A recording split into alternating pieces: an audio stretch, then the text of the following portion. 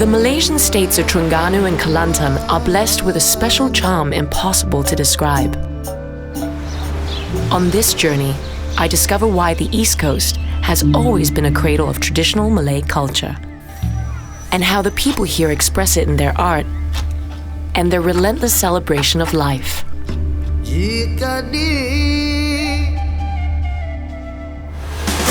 Don't mess with her. 5 of those. 10. 10 of those. Whoa. Do it in style. In style. Fire her now. Shape. I was in a state of trance there. I want to ride my bicycle. I want to ride my bike. I'm Denise Keller, and this is my passage to Malaysia.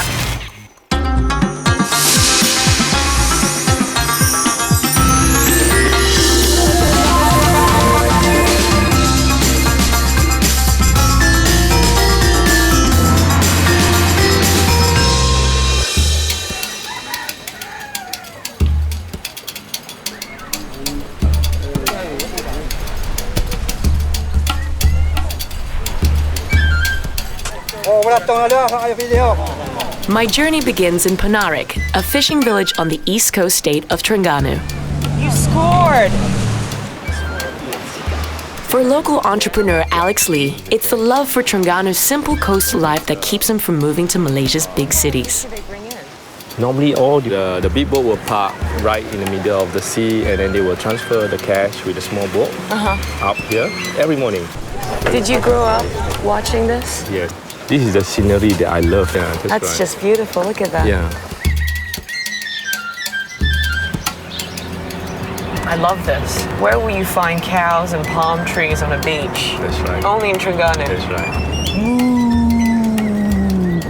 Terengganu is a very peaceful state, you see. The most dangerous thing to do in Terengganu is to sit underneath the coconut tree. Yeah, of Or to course. You stand get underneath. knocked by a coconut because Yeah. there's so many. Yeah, that's right.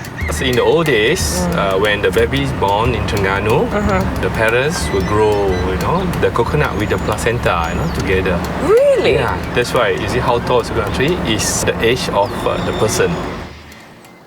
The royal state of Terengganu has one of the longest coastlines in Malaysia. It's home to some of the country's finest beach resorts. But it's no ordinary resort Alex is building here. Inspired by Terengganu's rich architectural heritage, he's restoring a collection of traditional Malay homes centuries old. This part of Malaysia is a cradle for Malay civilization, a cradle for Malay culture. So we try to bring back the old palaces that disappear. See? That's why it's named Terapuri, meaning the land of palaces. Normally when you enter the Malay house, before you enter you have to bow your head. Okay. Right? Because how they design, the door is so short. This is where you have to pay respect to the owner, see, before you enter the house. And bow to the That's right. This is about 70% ready. So you can see the whole structure, the whole skeletons. It's almost 200 years, this house. Was it something about the houses that intrigued you? I tell you about what other people see first about me. They say, this is crazy people. You're a crazy doing man. this kind of project. I'm a crazy man, you see.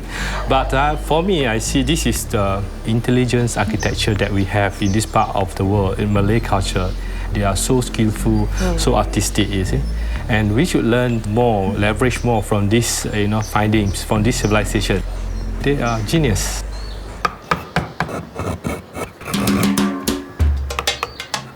Today, a team of master carpenters is helping Alex reconstruct and reassemble traditional homes collected from all over Terengganu. They don't use nail. So it fits like a puzzle. This is how they use a wood pack. Oh, let's see how that fits in. Does it fit? Boleh? Ah, boleh.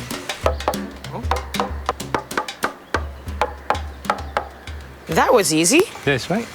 They put in the wood pack.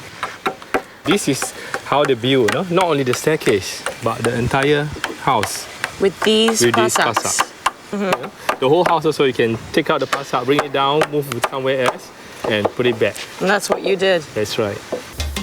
Ah. So this is how the passat work and how the staircase work. The stairs to the palace. That's right. بسم الله الذي لا يضر مع اسمه شيء في الأرض ولا في السماء وهو السميع العليم. That was the end of the ceremony? Yeah, it's a blessing. Get away the evil spirit. Make sure the house is safe to stay. You know what? The other thing I noticed that there Yeah. are 3 cloths up there Okay. squished between these pillars. What do they represent? You have 12 pillars of this house. Right. So every 12 pillars, you have 3 cloth. And this cloth, we call it as bunga halang. Bunga halang. Bunga halang. Bunga is a flowers. Halang is a prevention. To prevent some things that, to come in, normally the bad spirit. Okay? Right. So you have 3 color. White represent purity, and red it represent courage. Right. Meaning that, the owner that stay in the house, full of courage, full of spirit, semangat in Malay they call. Right. And the black is a mysterious spirit, a bad spirit, go down to earth. So it's a good geomancy, There's so and this is many- Malay geomancy. There's so many elements Yes. to the traditional houses That's that I right. had no idea existed. That's right. Protective blessings are just part of the holistic approach to home security here. Resident Bomo or traditional healer Pak Awi also teaches the ancient Malay art of self-defense, silat.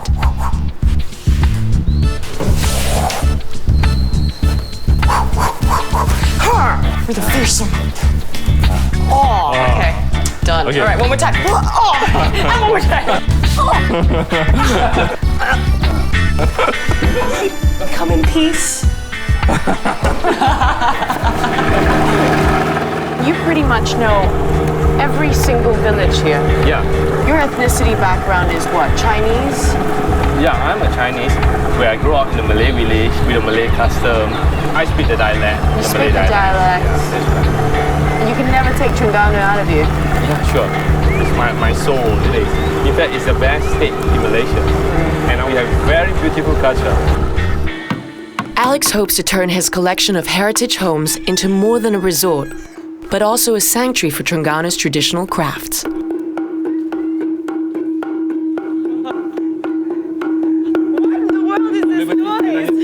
We call it ketuk. Ketuk means knock, In Terengganu, when they speak a colour, we have yellow. Yellow, dia cakap apa? Kuning apa? Kuning siang. Kuning siang. Yellow. siang. Kuning siang. It's so special, the yellow. So something like, to add on that. That means that our yellow is much more better than your yellow. Our red is much more better than red. So that's why you make Terengganu language is the best, So Terengganu boleh. Malaysia boleh, Terengganu boleh. Terengganu boleh lagi. Boleh lagi. Coming up, my journey continues further north. I get a chance to chip away beneath the surface and go further behind the scenes into the world of shadows. Sisi praksi pertidik.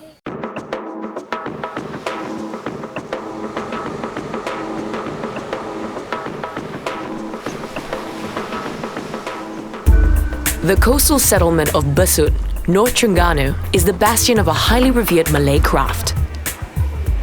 This sanctuary of traditional skill is the workshop of a 3-generation family of woodcarvers.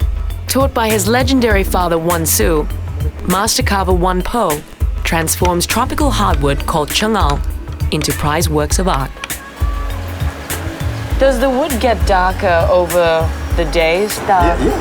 I like that. Like stone. Yeah. That is me. I don't know. I'm trying to figure it out. I see a flower coming out, but then I could be all... Yes, I see a body. I see a woman's body. So which part did you work on first? This bit? I start with the woman. You start with the woman. It always is about a woman. What do you call the philosophy when you design? Awan larat. All of it is Yes, awan larat. When we draw the design like awan larat is about clouds exploring. And it's always flowing, always Whole space, moving, right? yeah. So cloud exploring, Yeah. This is we call it lembu. giving it shape and form. Yes, yes. Like a 3D effect. Yes. Before we make it like this, leaf is still Hard. Okay. hard, yes. So we're trying to do this. Yeah, lembut. Yes, see? Okay. Lembut. Lembut. Yes. Move. Shape. The life of trunk always in our imagination. That's why we have to follow the imagination. I try my best. Yeah. Here? Yeah. Which one was it? I'm losing track of the tools. More lembut, more lembut. I'm going very slow. This is gonna take me like 100 years to make. Shape. Lesson number 1, it looks easy, but it's not, okay? I'm so not one with wood. How many years of experience do you have? 50? Dari rantau bertahun-tahun di negeri orang, oh Malaysia. Lembut. I'm doing Lembut. Oh di mana kawan dulu yang sama berjuang, oh Malaysia. The movement of wave can give the inspiration.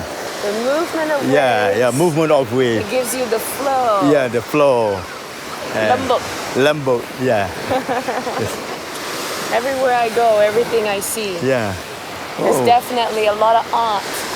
That's why I prefer Terengganu. People also as lembut as you. I try to be lembut. You are lembut already, right? You are already lembut. I don't know about that, but I'll take that as a compliment.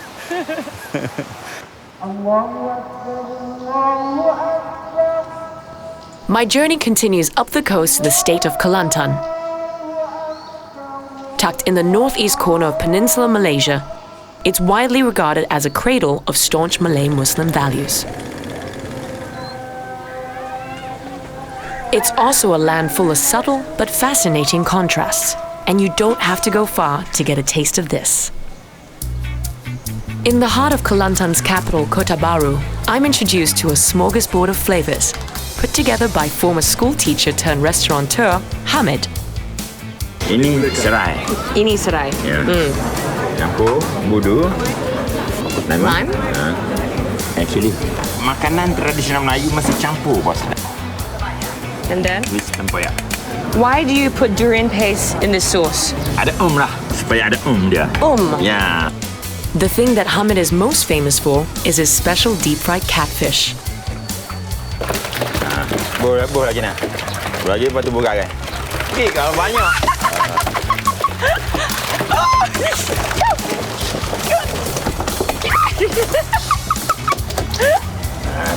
Oh, okay. Oh. Ni nak ada bubur garam. Okay. I've never done this before. I'm really sorry I'm doing this. Enough? Ya. Enough? Habis ke? Habis? Ah! Sorry, fish. I'm being salted as well. The Keep the catfish. fish, yeah. It's fresh water, right? Fresh water. So when you give it salt, it just... What a feast. I love sambal belacan. It's the best thing. But this is a stranger concoction because they actually put durian paste in there. And somehow, that contrasting flavor works. That's the trick. You shovel the food with your thumb into your mouth. I'm sure I've got rice bits all over me, right? On my way out of Kota Baru to the countryside with former journalist Edin Koo, I begin to discover the fascination for Kelantan by explorers of traditional Malay culture. I never visited Kelantan in all of my life as a Malaysian. Right. And I came up here in 1991, very taken by the mystique of Kelantan. But when I came up here, what I discovered was a beautiful landscape, society that is very rich in culture and extremely open and cosmopolitan. When I arrived, I came very specifically looking for a renowned puppeteer whose name was Abdullah Ibrahim, but his stage name was Abdullah Baju Merah, which is Abdullah of the red shirt. Yeah. I had no knowledge of where he lived. But when I arrived in Kota Baru, I went to the taxi stand and I said, I need to see Abdullah Ibrahim. And the very first taxi driver I encountered knew exactly where his house was. Then we began this, it's now 20-year relationship, but he's passed on. The legacy of Kelantan's traditional performers inspires Eden to keep documenting centuries-old art forms like wayang kulit or shadow puppetry in Kelantan's rural heartland.